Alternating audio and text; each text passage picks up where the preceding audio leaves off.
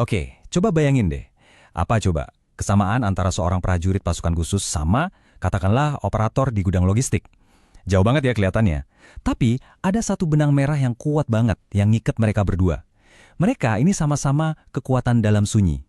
Nah, hari ini kita bakal bedah tuntas gimana caranya spirit komando soal disiplin, presisi, dan solidaritas bisa kita tanamkan dan jadi jantung operasi gudang kita. Lihat dua gambar ini deh. Kiri, sepatu bot penuh lumpur, di medan perang yang kita tahu semua nggak ada ampunnya. Kanan, sepatu safety kinclong di lantai gudang yang bersih. Medannya beda total kan? Tapi jiwanya, itu dia, sama persis. Dua-duanya bergerak saat langit masih gelap, jauh dari pujian, jauh dari sorotan kamera. Mereka nggak cari pengakuan, yang penting cuma satu, roda harus terus berputar. Dan ini intinya. Mereka itu tulang punggung keberlangsungan. Yang satu jaga kedaulatan, yang satu lagi jaga perputaran roda ekonomi. Kalau salah satunya aja goyah, dampaknya sistemik. Dua-duanya sama-sama vital, dan dua-duanya seringkali nggak kelihatan. Oke, sekarang kita masuk ke briefing misi kita. Ada 5 poin utama yang akan kita dalami. Pertama, kita lihat kenapa jiwa mereka sama. Kedua, kita bedah anatomi kekuatan mereka. Ketiga, ada doktrin 3 kata yang jadi pegangan. Keempat, kita bandingkan langsung medan perang dengan lantai gudang. Dan terakhir, yang paling krusial, protokol tanpa ego. Oke, bagian pertama. 2 dunia, 1 jiwa. Di sini kita bakal ngomongin soal inti yang paling dalam, yang nyatuin mereka berdua, yaitu beban kepercayaan. Senjata mereka emang beda. Satu pegang senapan, satu lagi pegang scanner, tapi beban yang dipikul itu sama beratnya. Bukan soal beban fisik ya, tapi sesuatu yang jauh lebih fundamental, kepercayaan. Prajurit dipercaya jaga nyawa kita semua. Tim gudang dipercaya jaga nadi ekonomi negara. Kita ini semua pada dasarnya adalah satu tim besar, di mana setiap peran, sekecil apapun, itu menentukan misi berhasil atau enggak. Nah, sekarang gimana sih kekuatan ini dibentuk? Di dunia militer, ada istilah keren force multiplier. Artinya, satu faktor kecil, bisa itu teknologi, taktik, atau mentalitas, yang bisa ngasih dampak berkali-kali lipat lebih besar. Yuk kita lihat apa aja itu. Jadi, ada 3 pilar utama. Pertama, adaptif. Prajurit komando harus siap tempur di hutan, di kota, di mana aja. Sama kan? Tim gudang juga harus siap adaptasi sama lonjakan pesanan 12-12 atau perubahan sistem yang mendadak. Kedua, presisi. Tembakan harus kena target. Scan barcode juga harus pas. Nggak boleh ada 1 digit pun. Ketiga, low visibility. Bekerja dalam senyap, nggak butuh panggung, tapi hasilnya harus kelihatan. Misi sukses, barang sampai ke pelanggan tepat waktu. Jelas. Oke, dari apa kekuatan mereka, kita pindah ke bagaimana mereka bekerja. Ada satu doktrin, satu kode etik yang simple banget tapi dalam maknanya. Cuma 3 kata.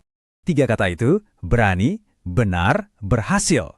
Berani itu bukan soal fisik, tapi berani ambil keputusan pas lagi ada masalah, pas situasi nggak jelas, contohnya sistem down. Benar, artinya setiap tindakan harus sesuai SOP, lurus, nggak ada motong kompas. Dan yang terakhir, berhasil. Ini kuncinya. Di akhir hari, yang dihitung bukan seberapa keras kita coba, tapi apa hasilnya. Target tercapai, gagal bukan pilihan. Di bagian ini, perbandingannya bakal lebih gampang lagi. Kita akan lihat gimana satu kesalahan kecil di kedua dunia ini bisa jadi bencana. Coba deh kita lihat tabel ini. Di medan perang, satu prajurit lengah akibatnya fatal. Nyawa rekannya bisa jadi taruhan, misi negara bisa gagal.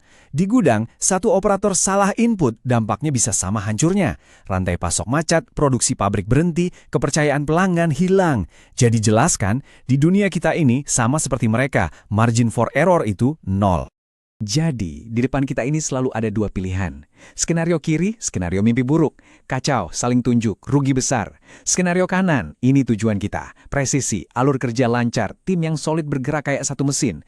Mau pilih yang mana? Jawabannya ada di tangan kita semua sebagai satu kesatuan.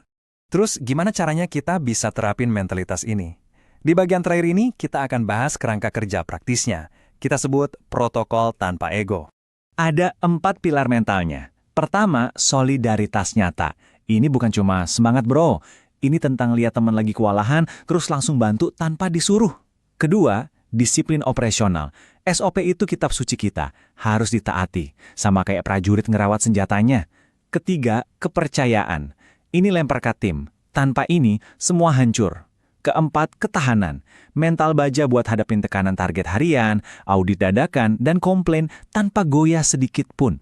Lalu, gimana cara kita jalanin ini setiap hari? pakai sebuah protokol, siklus yang jalan terus-menerus yang kita sebut Intelligence Driven Supply Protocol.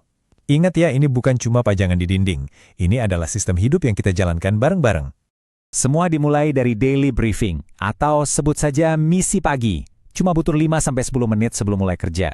Tujuannya simpel. Kita samakan frekuensi, tentukan target hari ini, dan antisipasi semua potensi masalah dari awal. Berikutnya, body system. Nggak ada yang kerja sendirian untuk tugas-tugas penting atau berisiko. Selalu ada yang ngecek ulang. Tujuannya cuma dua, jaga akurasi dan jaga keselamatan. Karena di tim ini, kita saling jaga punggung. Terus, kalau ada masalah, kita adakan after action review. Aturannya cuma satu, jangan cari siapa yang salah.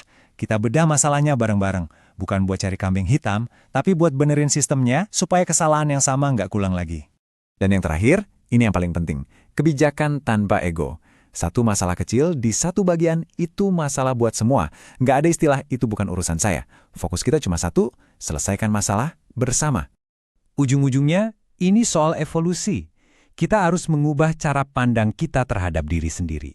Kita bukan lagi sekedar pekerja gudang. Kita adalah sebuah unit khusus.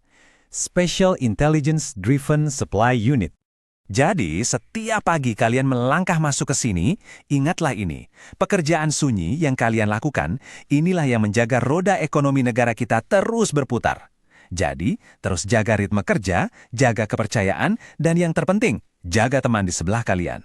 Jadi, dari semua pembahasan ini, apa satu pesan utama yang harus kita bawa pulang dan tanamkan dalam hati? Permainannya bukan tentang siapa yang paling kelihatan, tapi tentang siapa yang paling bisa diandalkan. Itulah esensi dari spirit komando yang sesungguhnya.